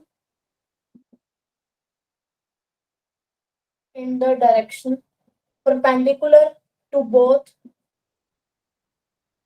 A vector and B vector, दोनों के ही परपेंडिकुलर डायरेक्शन में जो यूनिट वेक्टर है वो आएगा। क्योंकि यहीं से पता चल रहा है कि क्रॉस प्रोडक्ट का मीनिंग क्या है। क्रॉस प्रोडक्ट का मीनिंग क्या है, दो वेक्टर के परपेंडिकुलर वेक्टर फाइंड करना। तो अब यहाँ पे ये देखो कि जब आप आई क्रॉस जे करते हो, आई और जे दोनों के परपेंडिकुलर कौन है, K vector. के वेक्टर। अब जब हम आई क्रॉस जे कर रहे हैं ना, यहाँ पे साइन थीटा इन्वॉल्व है। पहले वाले में क्या था, कॉस थीटा, उसमें एंगल चाहे पॉजिटिव हो चाहे नेगेटिव आए, कॉस उसको खा जाता है ना। अब यहाँ पे जो साइन है वो ऐसा नहीं करता, वो ये ऑड फंक्शन है। ऑड फंक्शन होने की वजह से जब हम आई क्रॉस जे जाते हैं, आई क्रॉस जे का मीनिंग क्या हुआ, इन पॉजिटिव डायरेक्शन। अगर अब मैं जे टू आई आ रही हूँ, जे क्रॉस आई, तो जो पहले मेरा एंगल 90 डिग्री था, अब वो क्या हो गया, उल्टी डायरेक्शन में Minus बताएगा, K. Minus 90 degree. Minus 90 degree. Minus 90 रखो, यहाँ पे कितना हुआ, -1 आ गया। Minus K कब आ जाएगा? तो यहाँ पे माइनस के आ जाएगा इस वजह से, क्योंकि अगर आप ये फॉर्मूला अप्लाई करो, आई क्रॉस जे अगर निकालते हो, आई का मैग्नीट्यूड 1, जे का मैग्नीट्यूड 1, दोनों के बीच एंगल 90 डिग्री, तो साइन ऑफ 91, और दोनों के परपेंडिकुलर डायरेक्शन वाला मेरे पास वेक्टर क्या आ गया, ठीक है। अगर जे क्रॉस आई निकाल रहे हो, जे का मैग्नीट्यूड आई का मैग्नीट्यूड दोनों के बीच में एंगल अब 90 नहीं है, -90 है, और साथ में क्या आ गया उसका एक ऐसा वेक्टर जो दोनों के परपेंडिकुलर है, तो आई क्रॉस जे के, जे क्रॉस आई माइनस ऑफ के। ठीक है, अब इसको ना आप ऐसे याद रख सकते हो, आई जे के, आई जे किया तो के आता है, जे के किया जे के, तो अगला क्या आता है आई, तो आई आएगा। आई के क्रॉस जे माइनस आई, के और आई का करोगे, के आई का जे आएगा, माइनस और अगर इसको उल्टा कर दोगे तो माइनस जे आएगा। माइनस जे। ठीक है जी, ये आ गया। अब पता क्या है, जब आप डॉट प्रोडक्ट निकालते हो,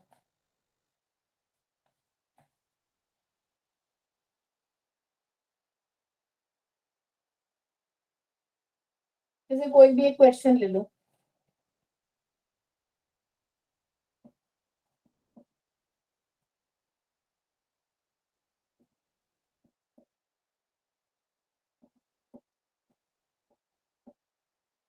दोनों की डॉट प्रोडक्ट जब निकालते हो, सबको पता है कि आई का आई के साथ ही 1 है, बाकी सबके साथ 0 है, तो बड़ा इजी था निकालना।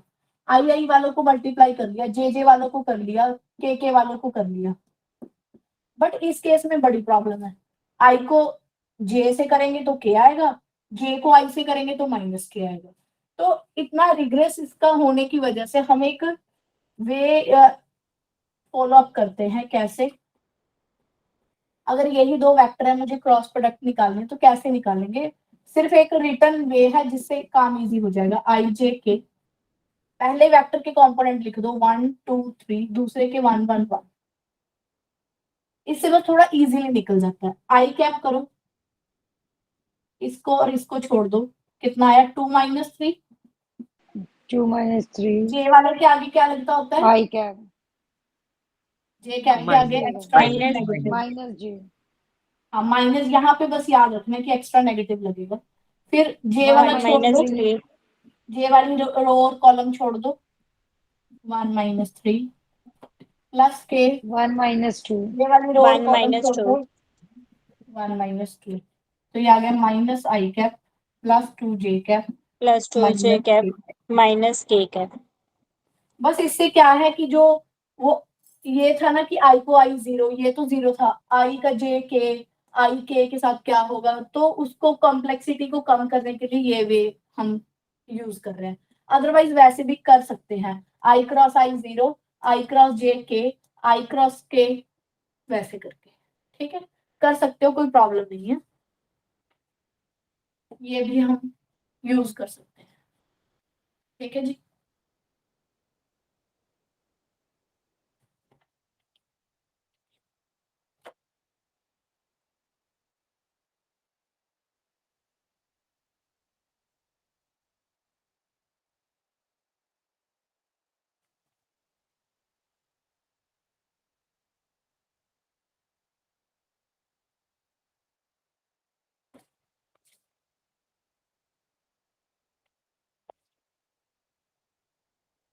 अब इस केस में A cross B not equal to B cross A, क्यों भाई?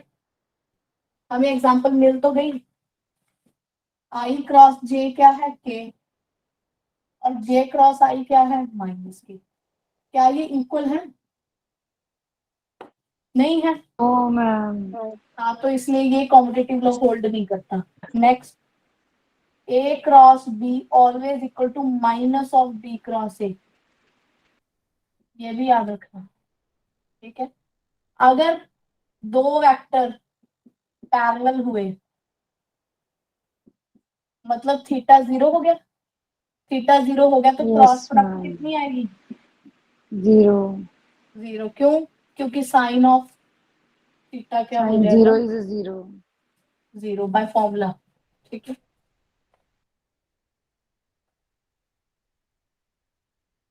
साइन ऑफ थीटा अगर निकालना हो फॉर्मूला से, अच्छा पहले ये देखो, ए क्रॉस बी का मैग्नीट्यूड, ए का मैग्नीट्यूड पहले ही था, बी का मैग्नीट्यूड साइन थीटा का मैग्नीट्यूड एन कैप का मैग्नीट्यूड। हाँ जी, एन कैप क्या है?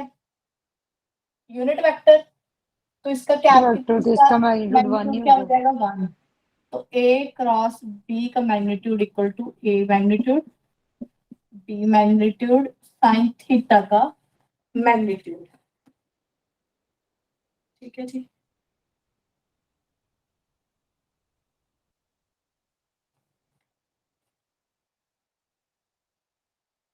अब ए क्रॉस प्रोडक्ट, इस क्रॉस प्रोडक्ट का, सॉरी, क्रॉस प्रोडक्ट का एक हमारे पास और फायदा है निकालने का, कि अगर आपको एक पैरेललोग्राम की दो एडजेसेंट साइड दी हुई है, ए वेक्टर बी वेक्टर, आप इससे एक पैरेललोग्राम कंप्लीट करो, आप इसका एरिया फाइंड करना चाहते हो और आपको क्या पता है?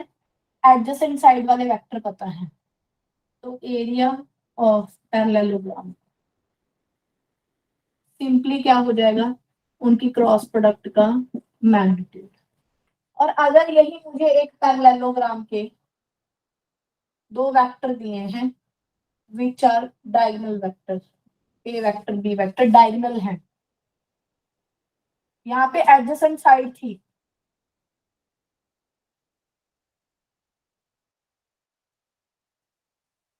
तो एरिया कितना आ जाएगा? Half of magnitude of A cross B vector. Note कर लो, ये कई बार डायरेक्ट पेपर में पूछ लेता है।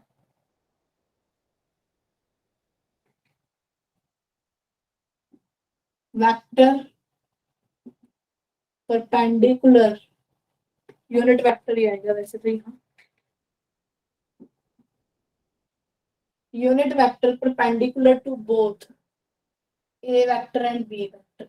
अगर कहते ए क्रॉस ए और बी के कोरस्पॉन्डिंग हमें ऐसा वेक्टर निकाला जो दोनों के परपेंडिकुलर हो, वो कैसे निकालेंगे? बताएगा कि ए क्रॉस बी क्या देता है? ऐसा वेक्टर जो दोनों के परपेंडिकुलर है। क्योंकि यहाँ यूनिट वेक्टर की बात हो गई तो इसको इसके मैग्नीट्यूड से क्या कर देना? डिवाइड कर देना। ठीक है, now look at some questions. हाँ जी, करो। ए वेक्टर है 2i cap, J cap 3k cap. First line में क्या लिखा? Unit vector unit vector perpendicular to both A vector and B vector.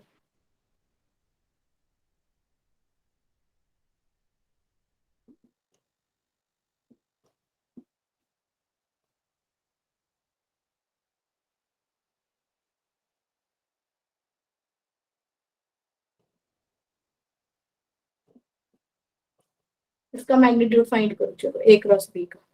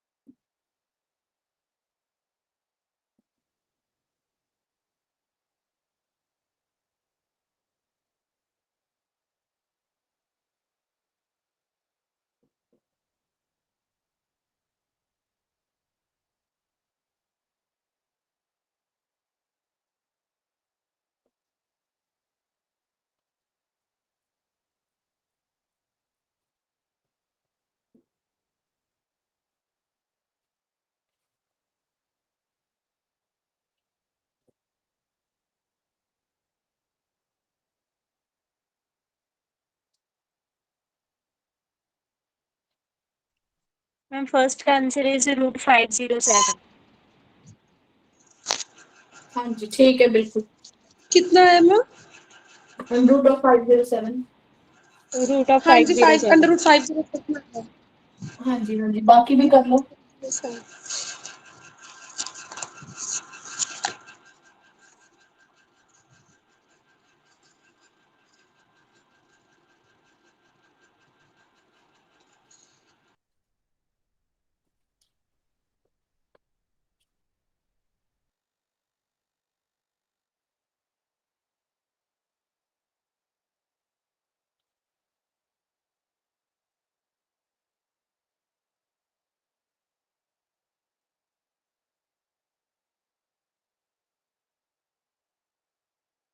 Ma'am second की स्टेटमेंट बोलना।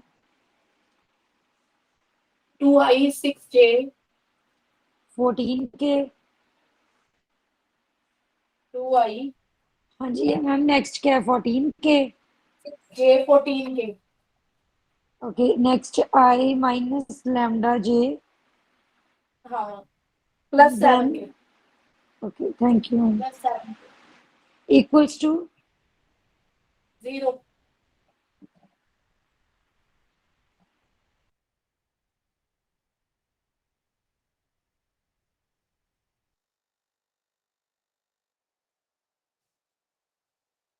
-3। मैम -3। हाँ जी बिल्कुल ठीक है, lambda equal to -3। Lambda equal to -3। हाँ जी ठीक है। किसी का अगर नहीं हुआ वो मुझे बता दे, अगर सबका हो गया तो ठीक है। हो गए मैम, दोनों हो गए। हाँ जिसका नहीं हुआ वो बता सकता है।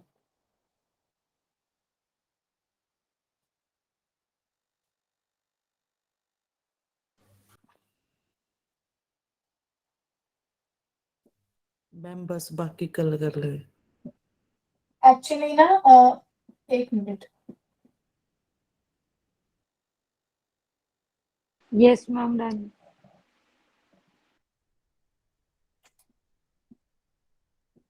ये वाला क्वेश्चन करो।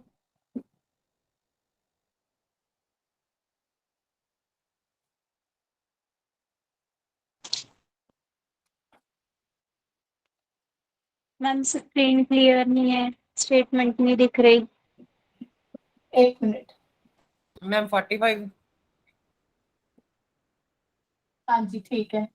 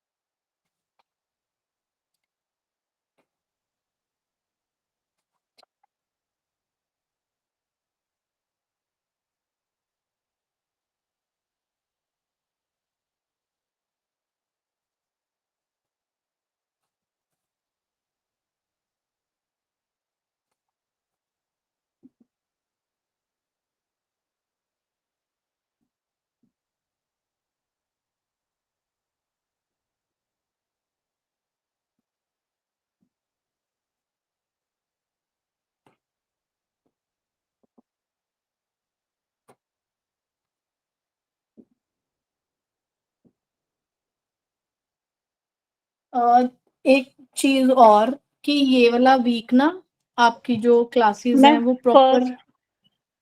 हाँ हाँ बोलो। फर्स्ट में tan थीटा इक्वल टू 1 आ रहा है। हाँ तो थीटा 45 हो गया ना, tan थीटा की वैल्यू 1 कब ओके होती ओके। है? हाँ। हाँ जी ठीक। There is a little announcement for all the students actually कि जो भी इस वीक में जो क्लास है वो प्रॉपर मतलब 9 बजे के अराउंड ही होगी। बस प्रोवाइडेड कि हमारा कोई टॉपिक ना रहता हो, अभी जैसे क्वेश्चन नहीं कराने हैं तो मैं ठीक है 5 मिनट में छोड़ दूंगी। अदरवाइज 9 बजे तक क्लास होगी इस हफ्ते, और संडे भी डबल क्लास होगी। फिर उससे जो नेक्स्ट वीक आने वाला है ना उसमें मे भी 3 से 4 में आपको छुट्टियां कर दूं, ठीक है। आप उसमें आप अपनी असाइनमेंट्स कंप्लीट कर लेना, ठीक है। मैम ये 1i और मैम जैसे -1। हमने लेट ज्वाइन किया है तो क्या हाँ दोबारा हाँ। क्लासेस लगेंगी? लेट ज्वाइन किया है मतलब दोबारा क्लास का मतलब? मतलब कि दोबारा आप ऑनलाइन क्लासेस लाइव लगाओगे हाँ स्टार्टिंग पेपर से में अगर टाइम। सिलेबस की? हाँ हाँ। अगर पेपर में क्योंकि टाइम मैंने हुआ तो तो ये सिर्फ बैच। बोलो। क्योंकि मैंने स्ट्रेट लाइन से ही स्टार्ट किया अभी। वो कोई इशू नहीं है, बात बिगनिंग और एंडिंग का है नहीं। आप उस शेड्यूल के ओके। अकॉर्डिंग देख रहे होगे कि हाँ फर्स्ट टॉपिक वो था बाइनोमियल एंड ट्रिग्नोमेट्री, है ना। हाँ जी। बात ये नहीं है कि वो फर्स्ट टॉपिक था या सेकंड, ये बैच ऐसे ही कंटिन्यू रहेगा टिल पेपर जब तक ना हो जाए। अब ओके डिपेंड्स कि मैम। पेपर कब आता है। ठीक अगर है। पेपर मान लो कि सारे टॉपिक खत्म होने के बाद ही पेपर आ गया तो फिर आपको कुछ रिकॉर्डेड वीडियोस भी आपको देखनी पड़ सकती हैं। अगर पेपर नहीं आया तो आप चाहे 2 बार सिलेबस कर लो और। ठीक है मैम। हाँ हाँ हाँ मतलब लाइव क्लासेस तो लगेगी ही जब तक एग्जाम नहीं आता। बिल्कुल बिल्कुल बिल्कुल। Okay ma'am, thank ma'am you. 15 हाँ एंड जी √2। लास्ट वाले का। 45 हाँ जी 450। 15 √2 आ रहा है। गुड। एरिया जो आ रहा है 15 √2 मीटर पर स्क्वायर यूनिट्स आ रहे हैं। ये हो गया मैम। Square unit. और करें आगे क्वेश्चन।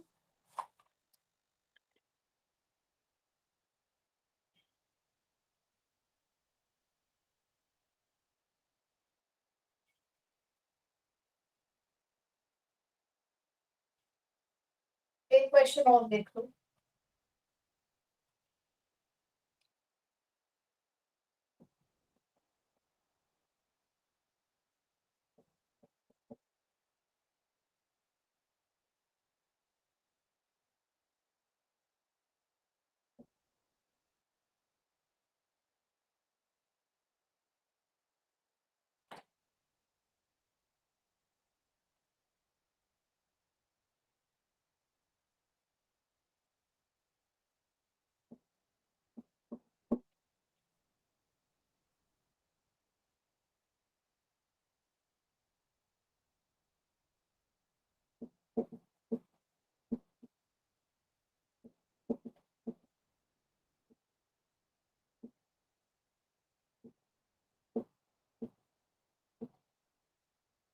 हाँ जी कैसे करेंगे ये क्वेश्चन। मैम उसका हाफ कर देंगे पैरेललोग्राम ठीक है, का। इसका आप कर देंगे। क्यों हाफ क्यों कर देंगे। कैसे मैम? मैम वो हाफ इसमें ट्रायंगल एरिया ऑफ ट्रायंगल लगाएंगे half mod of A into B का। ए हाँ क्रॉस ये बी निकालेंगे एक जो पहले। एरिया ऑफ ट्रायंगल की ट्रायंगल होता है वो एरिया ऑफ पैरेललोग्राम का हाफ होता है। हाँ, इसे एक्सटेंड करके एक पैरेललोग्राम ट्रायंगल बना सकते हैं। एक ट्रायंगल की मुझे एरिया पूछा है जिसकी 2 एडजेसेंट साइड दे रखी हैं ए वेक्टर बी वेक्टर। ठीक है एडजेसेंट दे दी। यहाँ से तो आप पैरेललोग्राम भी बना सकते हो है ना। आपको तो सिर्फ इतना एरिया पूछा है। पैरेललोग्राम हमें कैसे पता चलता है area of parallelogram. Cross B का ए मैग्नीट्यूड। क्रॉस बी का मैग्नीट्यूड। क्रॉस बी का ये मैग्नीट्यूड। तो पूरे ये तो पूरे ही पैरेललोग्राम का आ गया। पर अगर इस पैरेललोग्राम को आप यहाँ से हाफ कर दो तो सिमेट्रिक एरिया होने की वजह से हाफ आ जाएगा। Half of A cross B magnitude of A cross B. तो हाफ करना है इस केस में। कर लो जल्दी से। 1/2 √42 स्क्वायर यूनिट आंसर आएगा। Square unit. इसके बाद स्केलर ट्रिपल प्रोडक्ट स्टार्ट हो गया वो हम कल स्टार्ट करेंगे। ठीक है बस एक आप वो लिख लो Lagrange identity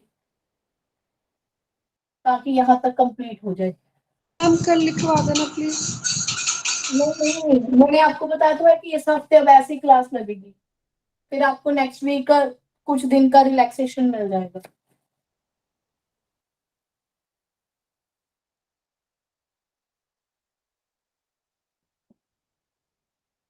लाग्रांजेस identity A cross B का whole square equal to A square B square minus A dot B का होल स्क्वायर। अब आप पूछोगे ए यहाँ पे सिंपल क्या है इसका मीनिंग।